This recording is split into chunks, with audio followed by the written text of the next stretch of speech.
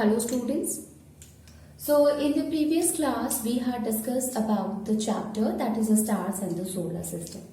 Okay. We also had discussed some of the questions which is related to that chapter and which is an important part of the chapter.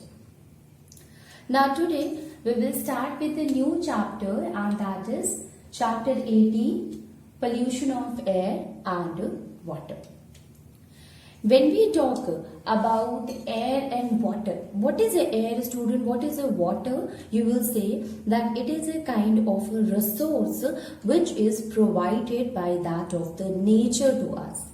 Okay, and this resource, in a other term, we can say it's a kind of a abiotic component. Yes, it's a abiotic component which is very essential for the survival of the living organism. So we can say that it is a gift of the nature which nature has given to us so that we can survive, so that all the living organisms are able to carry out their life process. So we can say that air and water is what, student? Actually both of them is a natural resource. Okay, so it is a natural resource, a resource which is provided by nature to us. Now, air is important for us students in what aspect? You know that air consisting of important gases and that help in carrying the process of a respiration. So we will say that since air consisting of the oxygen, so this oxygen will help us in not to the human being but to all the living organism to carry the process of a respiration. We know that we used to take oxygen and this oxygen help in the breakdown of the food.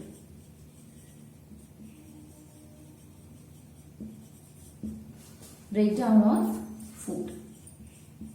Okay, that is known as a respiration. Okay, so it help in the breakdown of a food. It means it help in the process of a respiration. That is why this is important, and that is why oxygen is necessary for all the living organisms. Now, this will be not carried by that of the animals. You know that oxygen is also important for the plants for the same process, that is process of respiration. Now, is only the oxygen is the gas which is present in the air and which is very important for us? No. You see, student, carbon dioxide also. Carbon dioxide, how? You know that the carbon dioxide is an important gas since it helps in carrying the process of photosynthesis. Okay, so it is the main element, you can say, that which help or a raw material which help in completing the process of photosynthesis in plants. Okay, so we will say that carbon dioxide is important since it helps in a photosynthesis. Because of this process only, student, oxygen is released. So you can understand the importance of a carbon dioxide, that this carbon dioxide help in the process of a photosynthesis, and by the process of a photosynthesis, oxygen is released. Okay, so it help in release of that of the oxygen in the air, and that is why carbon dioxide is important. Now, not only this, that it help in the process of photosynthesis, but it also help in maintaining the temperature. Okay, so we can say that it help in maintaining the temperature of the earth.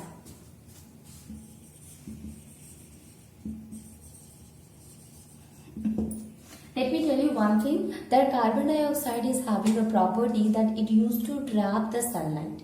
Okay, and thus it makes the temperature a little bit warm. So you can understand that our temperature on the earth is maintained or is suitable, good for that of the living organism due to the warm temperature, due to the lightly warm temperature, and it is because of the presence of a carbon dioxide. Now you know that not only carbon dioxide, there are the other gases, students, like that of a nitrogen. Nitrogen is also important because this nitrogen help in making the DNA of or the that of the polypeptide. So you can understand in a simple language that it help in making the amino acid, it help in making the DNA in our body. Basically, we take nitrogen from that of the protein. Okay, so when we take protein, the protein provides the sufficient amount of a nitrogen to us. Okay, so since it is a part of that of the DNA, so you can understand that how the nitrogen is important for us. Now, not only this, other gases are also there which is important for the survival of the living organism.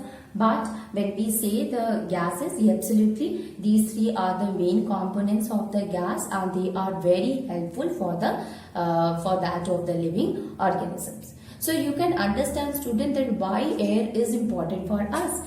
Air is important because it provides a sufficient amount of gases which is required for the living organism to make their food, for their survival also. Okay, so we need air. Now, what kind of air? Air must be clean air. Okay, when we talk about the clean air, it does not mean that it does not have all the different types of gases in it. No, it is having but the other harmful gases which may occur in that of the air.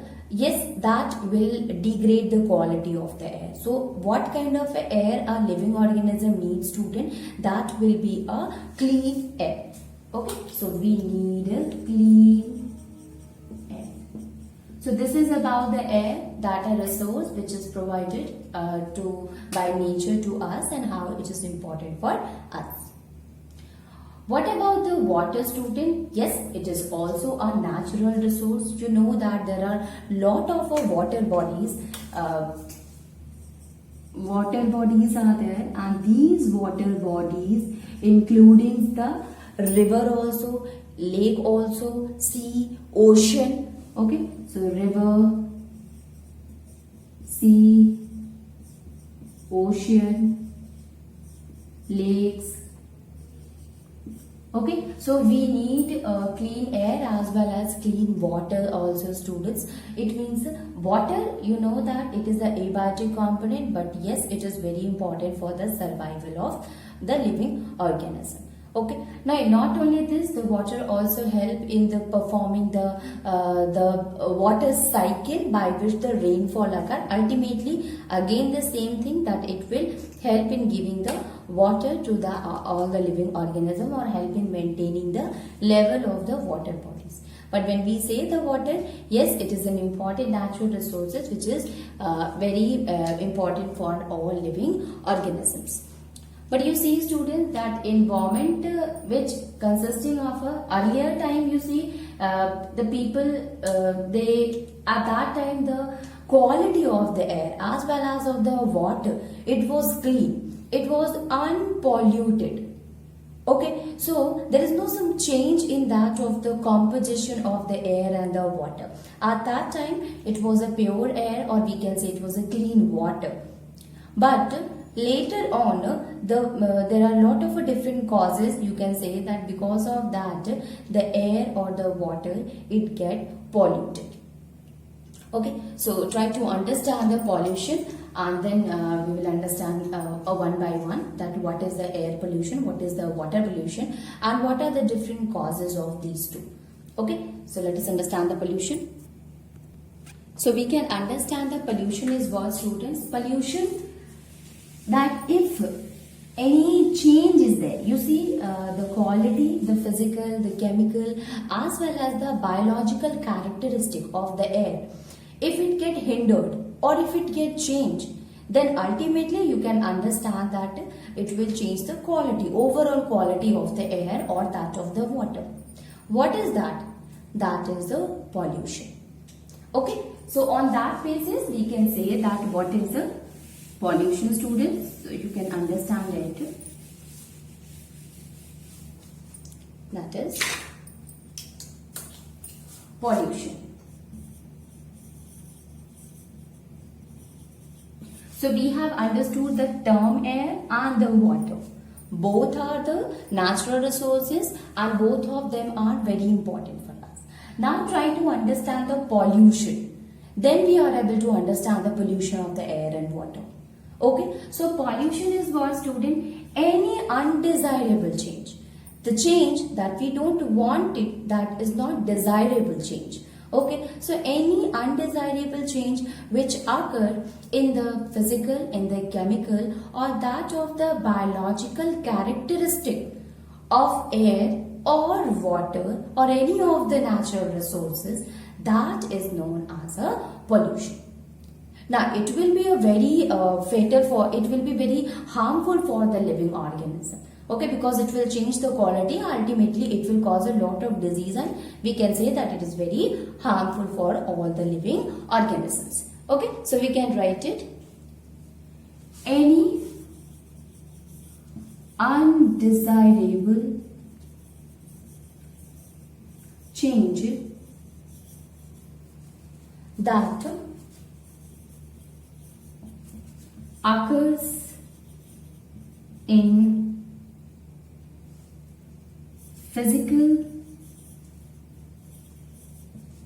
chemical and biological characteristics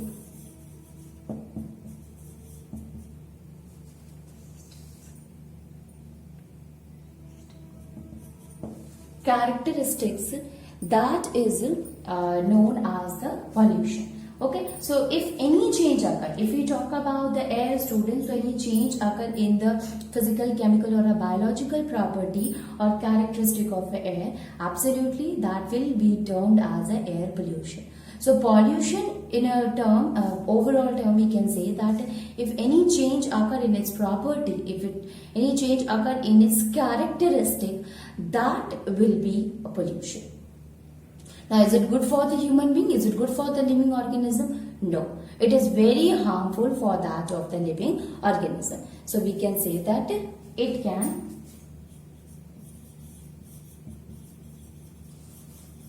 harm. How it can be harmful, student? It can harm the health of the living organism. So, we can say that it can harm the health of the living beings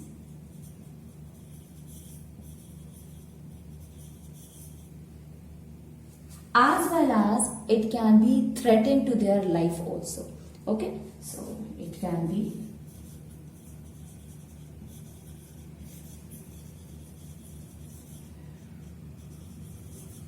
threatened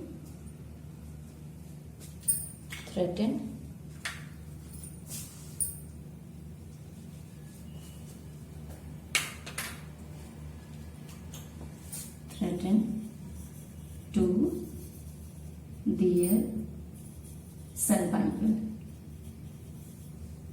Okay, so you can understand, students, that it is not good for the health of the living organism. Even it can cause the problem in the survival of the living organism. It can be threatened to the survival of all the living organism. Okay, so this is about that of the pollution. Now we said that any undesirable change. It means who will cause the change? There must be some causes, because of that there will be a change occur. So you can understand that there must be a substance which can cause the change in the physical, chemical or the biological characteristic of a resource or in nature. Okay, so that substance which causes the change is termed as a pollutant. Okay, pollution is what, student? Any undesirable change occur in the characteristic, that is a pollution. And the substance which causes the change in the characteristic, whether it will be physical, biological or a chemical, that is known as a pollutants. Okay, so pollution is the change that occur. Pollutant is the substance which causes the change. Okay, so we can write it. Any substance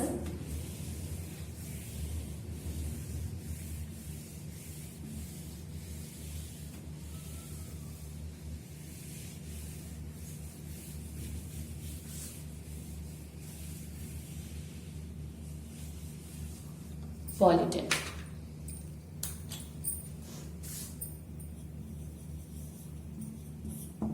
What is a pollutant, students? It is a substance, or we can write any substance which causes the change or which cause the pollution, which is responsible for causing the pollution, that is known as a pollutant. So we can write it, any substance which causes pollution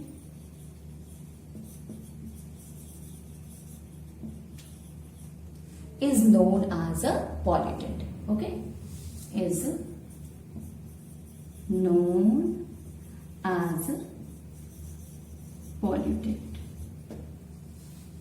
Okay, now you see the when the pollution occurs, students, it will occur when it crosses a limit. Okay, it means that when the pollutant, the amount of the pollutant will be more or beyond the limit, then absolutely it will cause a major change, and that is the particular pollution. So we can say that the substance which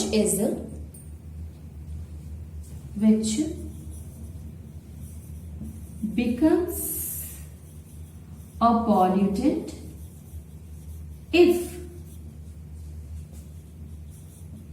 its amount increases beyond a certain limit. I'll tell you what does that mean.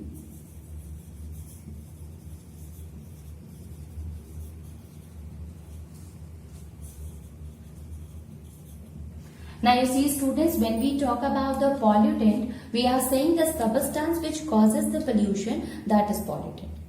Now you see here, there is a substance which becomes pollutant. How it becomes a pollutant? When its amount is increasing and it increases beyond the limit.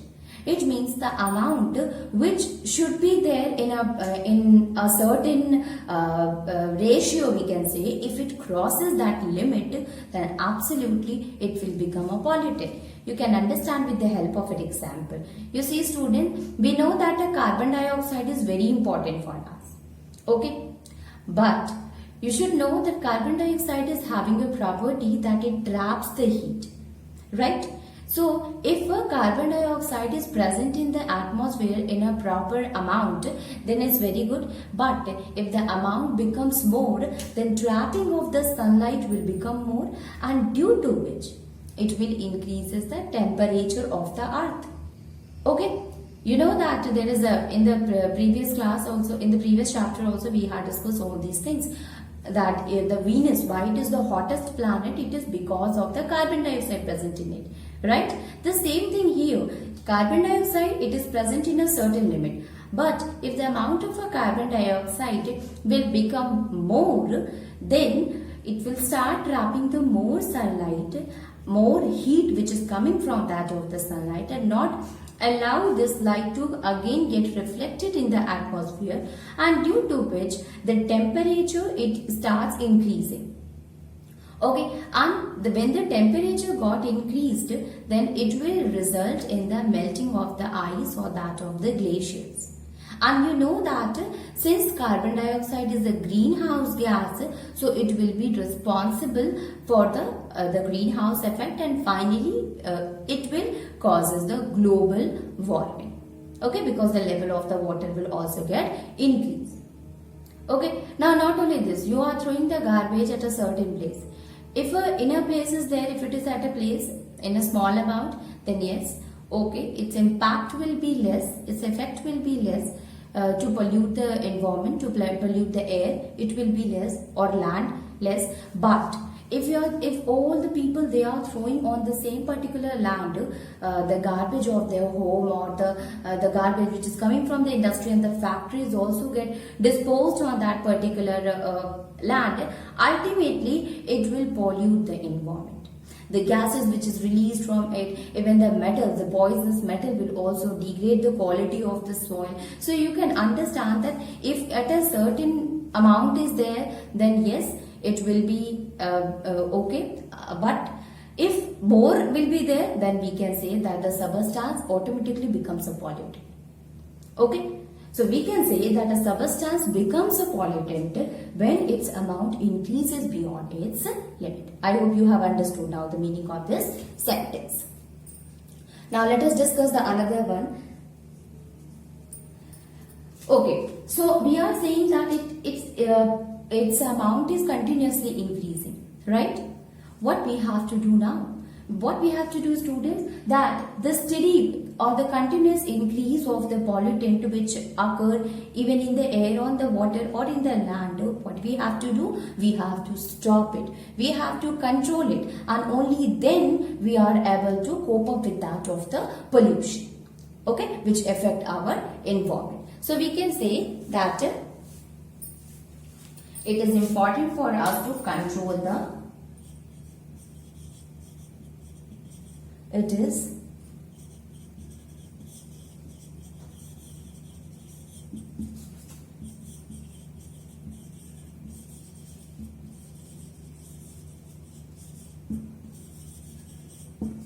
increase of the pollutant, or a steady increase of the pollutant.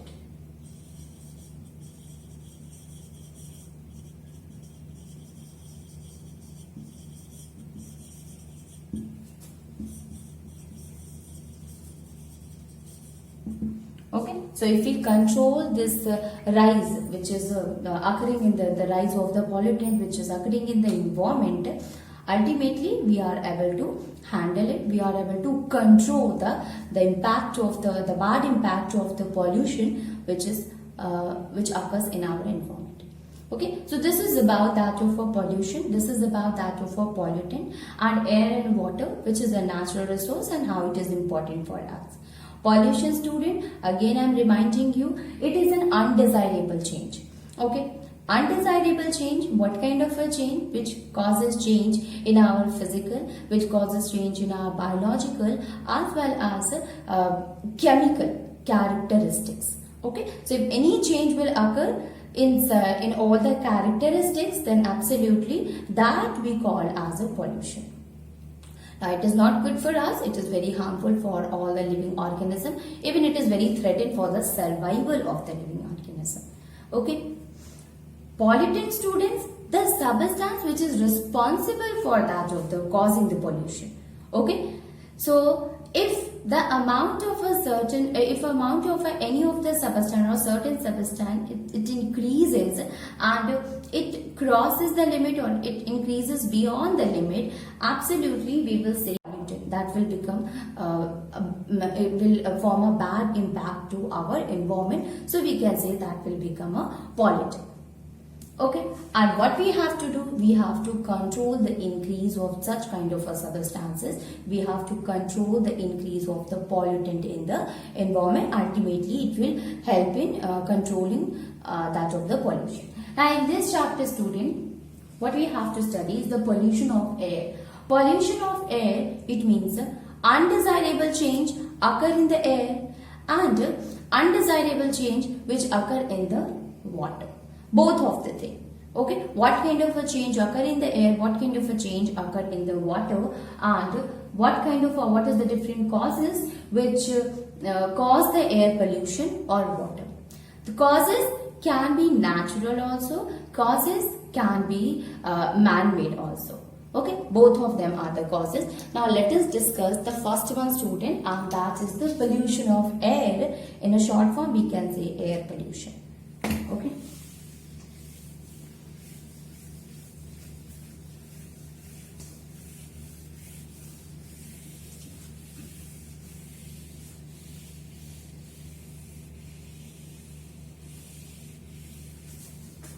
Air pollution.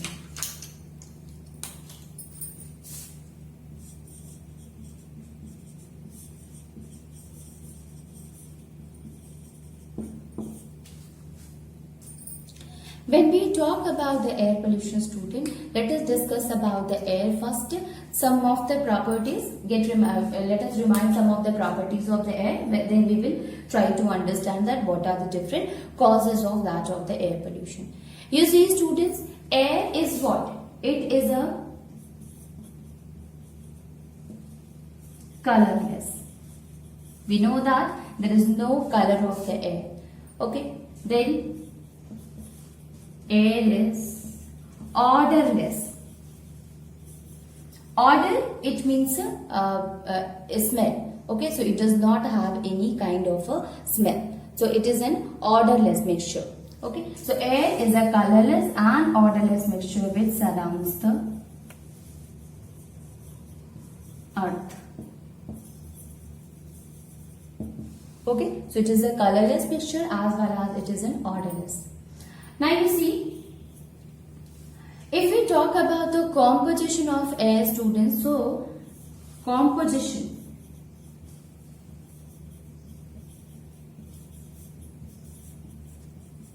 So air is composed of a lot of different gases, and these gases which is present in the air in a different percentage, we can say, that will include the nitrogen, includes the oxygen and the other different gases. Let us remind it again that what is the composition of the air. So you know that, students, in air the percentage of the nitrogen is much more than that of the any other gases present in the air.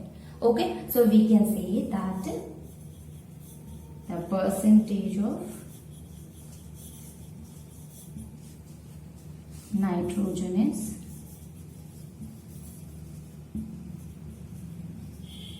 more than other.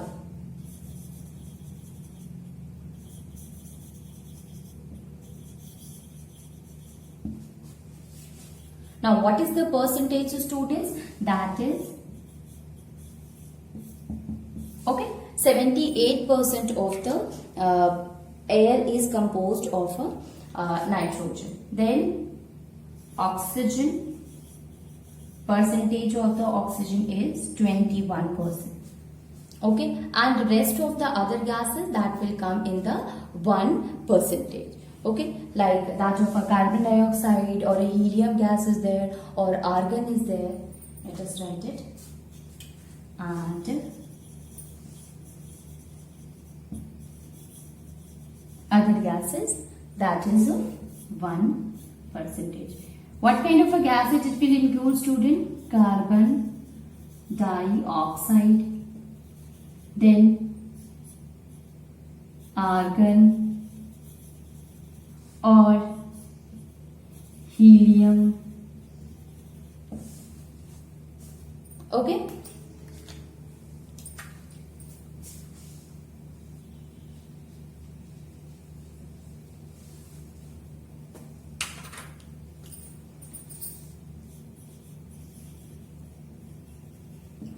Okay, so carbon dioxide is there, argon is there, helium gas is there. So these are the different gases which is present in the 1% of the total composition of the air. So you can see by this that the maximum portion of the air is covered with the nitrogen. Although we know that we cannot take the nitrogen directly from the environment, but the maximum percentage is of this nitrogen. Now, any other thing is there, student? Yes, dust particle is there, smoke is there. So with that, air also consisting of